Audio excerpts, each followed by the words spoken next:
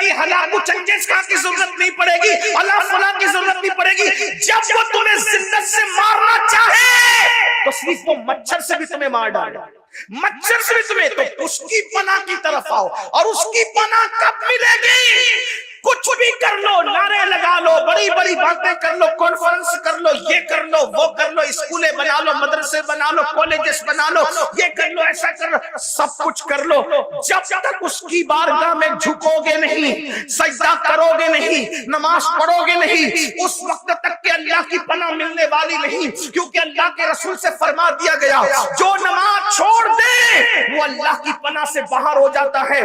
پھر ذلت اس کا مقدر، رسوائی اس کا مقدر، ذلیل ہونا اس کا مقدر، مفلس ہونا اس کا مقدر، ستایا جانا اس کا مقدر، پریشان ہونا اس کا مقدر.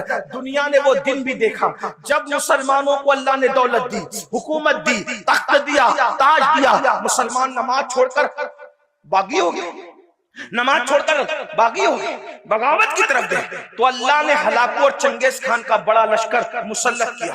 تو کچھ ولی لوگ بیچ میں آ گئے، اللہ کے ولی لوگ، کہ ہم مقابلہ کریں گے کس سے؟ ہلاکو چنگیز خان سے. جیسے وہ مقابلے میں آئے وہ ولی ہٹ گئے، نہیں کیا مقابلہ. لوگوں نے پوچھا اللہ والو روحانیت کیا ہوگی، کیوں مقابلہ نہیں کرتے؟ کہا رجال الغیب کی روحیں تو ان کے سر پر ہے، اور وہ روحیں کہہ رہی جس کو ہم سنتے ہوئے سن رہے ہیں، وہ روحیں کہتے ہیں ان کافروں سے اے کافروں ان فاسقوں کو ختم کر دو.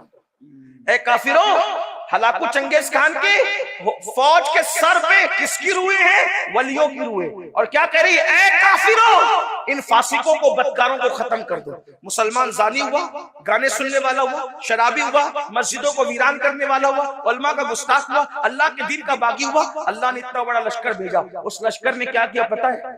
مسلمانوں کی سر کی کھوپڑیوں پر مینار تعمیر کی. یعنی جب اللہ سے بغاوت کرو گے تو اللہ کے فیصلے کیا ہوں گے یہ وہی جانتے ہیں.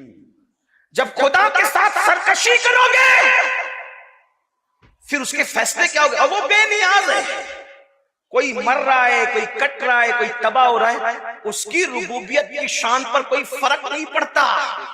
وہ غیور ہے، غیور. اس کے اپنے فیصلے، وہ اپنے محبوبوں کو یتیم کر دیتا ہے.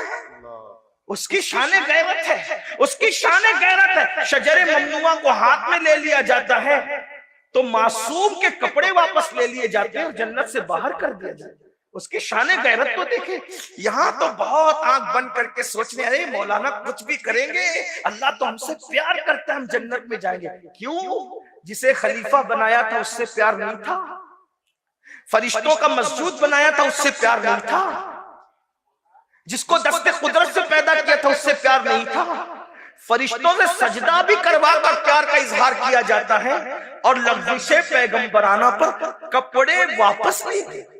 اس بات پر کوئی غور کرنے والا ہے اس مجمع میں؟ معصوم سے خطا جس کے قریب سے ہو کر بھی نہیں گزر سکتی لغزش پیغمبرانہ کی بنیاد پر. لغزش پیغمبرانہ کیا چیز ہے؟ معصوم سے کپڑے واپس لے لیے جاتے، کہتے ہیں آپ زمین پہ جائیں.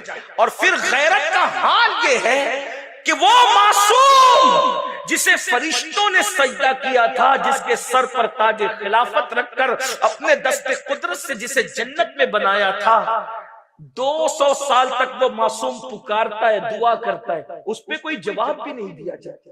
غور تو کریں. ہم پاپی اپنی راتوں کا جائزہ لیں، ہم مجرم اپنے دنوں کا جائزہ لیں. سوچو ہم سے بڑا جھوٹا کون ہوگا دنیا میں؟ ہم تو جھوٹ بولنے کو گناہ بھی تصور نہیں کرتے، عورتوں پہ پاپ کی نظریں ڈالنے کو گناہ بھی تصور نہیں کرتے، ہاں حرام لقمہ کھانے کو گناہ بھی تصور نہیں کرتے. کتنے جرائم کر کے جنت کے دولہا بن کے بیٹھے کہ مولانا اتنا مایوس مت کرو ہمیں، ارے ہم جنت میں نہیں جائیں گے تو کون جنت میں جائیں گے. میں کہتا ہوں